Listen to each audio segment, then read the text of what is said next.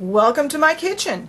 Today I'll be showing you how to make one of my family's favorite desserts, and I bet it'll be one of your family's favorite desserts, the pineapple upside down cake. When I've got people that want to learn how to make a cake from scratch, this is always the one I start with. So don't be scared, it's really easy and it's really forgiving.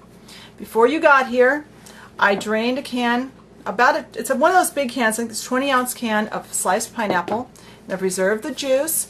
And I've also put my big 10-inch cast iron skillet in the oven to heat up with 1/3 cup of butter in it. That's going to sit there and wait for us to get caught up with it.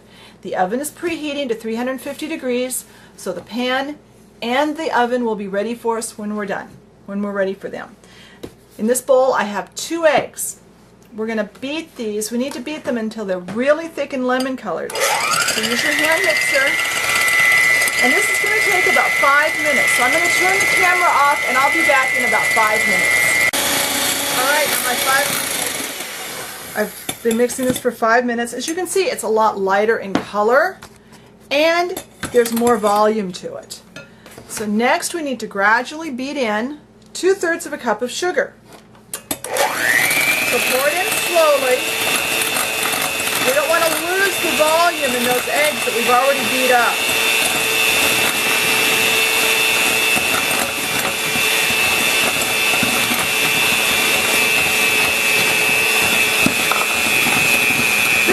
You could make this cake with a hand by beating it with a whisk, but it's just so much easier with a hand mixer. Now we need to add our liquids.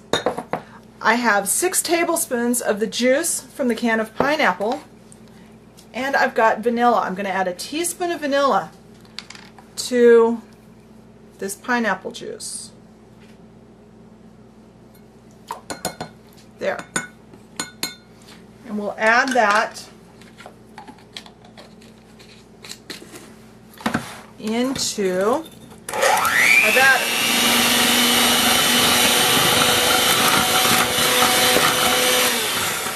Get it mixed in. Next, we need to add our dry ingredients. In this bowl, I have a cup of flour. I'm adding a 1/4 teaspoon of just regular table salt. I prefer plain salt over iodized. I find the iodized salt gives a flavor. And this is a 1/2 teaspoon of baking powder.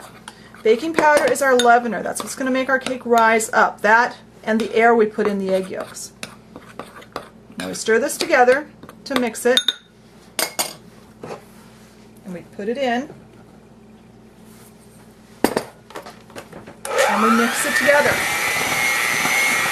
Start out with your mixer on low, and then increase your speed so you don't wear the flour. And that is our batter. Let me get a spatula, kind of get the edges cleaned off on my bowl. And mix it again. Alright, that's all there is to our batter.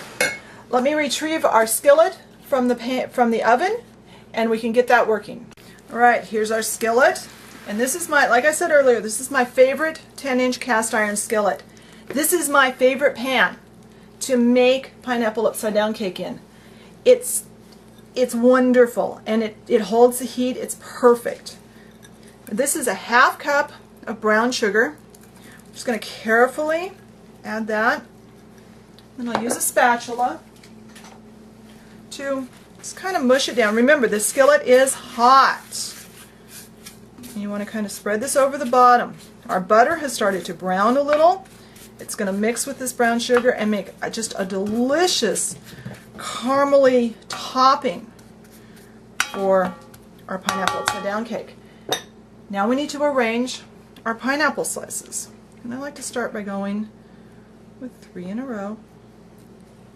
And from a 20-ounce can, you'll probably have a few slices of pineapple left over. Ooh, can you hear the sizzle as those are hitting the hot? These pineapple slices are already starting to cook. I like to put a maraschino cherry in the middle of each one. Cherries are optional. If you don't like them or if your family doesn't like them, don't worry about it. It's up to you. I've seen people put like walnut halves or pecans in this too.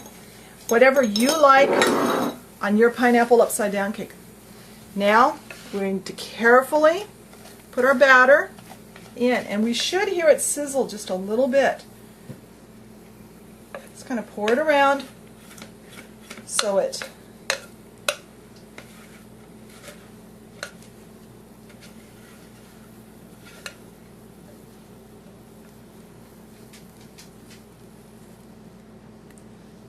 spread our batter out. Try not to move our pineapple and cherries that are in there. Now this needs to go into our preheated 350-degree oven for 45 minutes or until a pick comes out clean in the middle. And when this is cooked, I'll be back.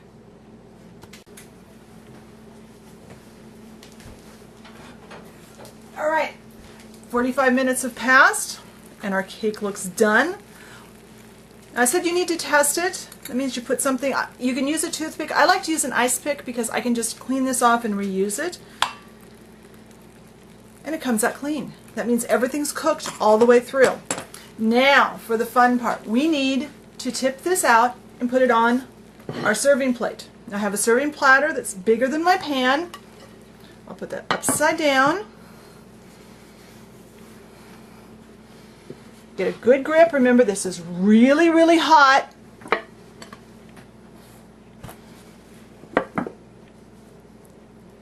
Did it come out? Ah, one piece of pineapple stuck. That's fine. It happens. All you need to do is just use a fork and put it back. And it'll stay right there. That's all there is to making pineapple upside down cake. Your family's going to love this. Check the blog to get the complete recipe and some of my other hints and tips about the recipe. I'll talk to you later. Bye.